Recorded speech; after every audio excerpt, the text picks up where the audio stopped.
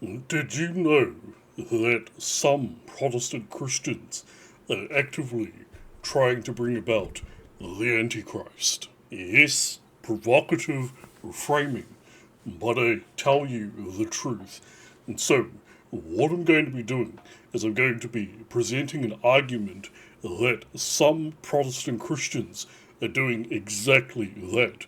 They are engaging in an effort to bring about the Antichrist, and my argument is grounded in Martin Heidegger and the anime Urotsukidoji, the legend of the demon womb, Urotsukidoji 2. So, this is my very provocative argument. So, number one, I want to give a Heideggerian framing, sort of ground in which we can sort of build off.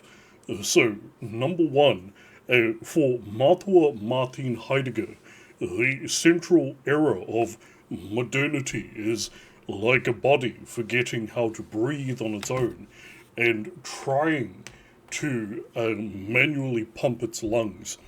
He calls this Gestell, and the habit of gripping reality in the jaw and forcing it to yield.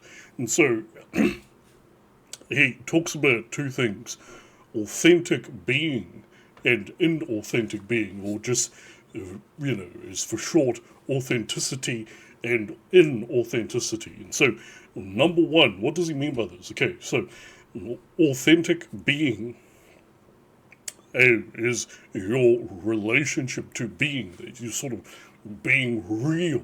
And so this would be like blood flowing through open veins unforced. It's what's sort of meant to be, okay? The second thing, inauthenticity or inauthentic being, he would argue is kind of like clenching every muscle, trying to squeeze life into motion. And so, when applied to the subject of religion, we could more or less read it like this: turning salvation history into a geopolitical project is like trying to chew and swallow revelation before it is even formed on the tongue. So, if a group believes we must build the conditions for the end times and we must produce the messianic event, then they are no longer listening with the air of the body. They are biting down on destiny with their own teeth. And so, this is an example right here of what some Protestants are doing, which is the ultimate act of inauthenticity or inauthentic being, as Martha Heidegger would refer to it as, trying to make things happen rather than things happening the way that they should be. So, in Protestant eschatology, some Protestant communities, quite a few actually, this is where their eschatology meets political instrumentality. And so we see certain Protestants' interpretations treat Greater Israel and rebuilding the Temple of Solomon as if they were organs that must be surgically assembled to restart the divine heartbeat of Jesus Christ. So, from a Martha Heidegger pair of eyes, the sacred is no longer inhaled, it is intubated. And think about it. A wonderful Calvinist friend of mine refers to it as forcing the hand of God. And so that's an example. And so Israel becomes not a living body, but a kidney on ice preserved for later use. This is what Martha Heidegger would call turning beings into standing reserve, like blood stored in bags, waiting to be transfused into a plan.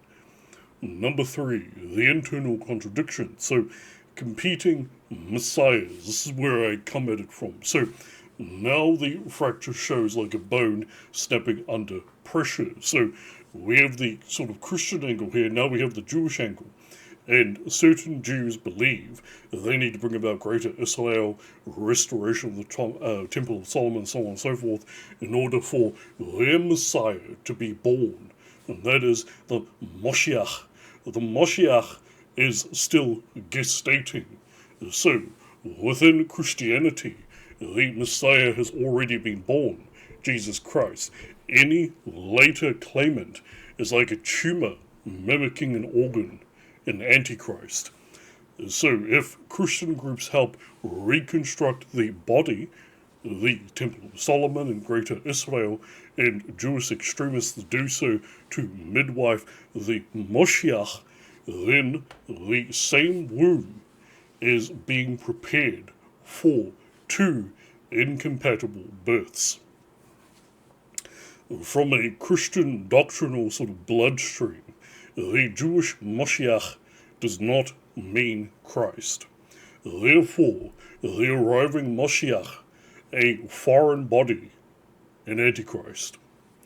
So, paradoxically, these Christians are acting like surgeons, unknowingly implanting the very organ their own immune system must reject. Matua Heidegger's sort of deeper critique is what I sort of want to then pivot to. So, forcing the event produces its shadow. So, event, this is a sort of term in phenomenology. Alain Badiou, for example, uses the term event. You could get into that another time because it's rather complex, but let us just stick to this. So, Matua Heidegger, he would sort of go deeper, down to the marrow of the bone, so to speak. So, when humans try to force the arrival of truth, it's like trying to force blood through collapsed veins. You don't restore circulation. You rupture something. So why? Because the truth, aletheia, as Matua Heidegger would refer to it as, must unseal itself like lips parting naturally, not be pried open with tools. So, attempt to produce the Messiah produces a body without a soul, and an attempt to engineer revelation yields a husk that speaks but does not breathe. In this anatomy, the Antichrist is not just a theological figure, it is the necrotic tissue formed when the sacred is overhandled, overcut, overforced. And so, enter Urotsuki Doji 2, myth of the legend of the demon womb. So, this is where myth sort of becomes ontological flesh, so to speak. So, Urotsuki Doji 2, Legend of the Demon Womb, becomes a grotesque anatomy lesson. In the story, there is a prophecy of a supreme being, the Chojin. Factions try to force its birth, like hands clawing into a womb, and what emerges is not clean life, but mutated, convulsing flesh. This is not accidental, it's symbolic. So, parallel sort of mapping, if you will. The Heideggerian pulse, let being unfold naturally, whereas what we have in the body of Urotsuki Doji is natural gestation and slow heartbeat. And then we have the forcing of revelation, which is essentially surgical intrusion, tearing of tissue. We have the true Messiah, a body in harmony. And that is the Chojin. And then we have an active attempt to create a fake, sort of counterfeit, pseudo-Messiah. And that is the Antichrist. A body stitched wrong, organs misplaced. So, Antichrist. The demon womb is especially visceral. It is a womb that has been interrogated, invaded, and commanded to give birth on demand. And what comes out? Not salvation, but something that has teeth before it has a face. So, here is my sort of final argument synthesized. So, this is the entire anatomy made visible, okay? So Matua Heidegger, who we have, treating destiny as something to be produced is like forcing a heartbeat with your hands instead of letting the heart beat, okay? Number two, Protestant eschatological activism. So attempts to assemble the skeleton of the end times, bone by bone, stone by stone.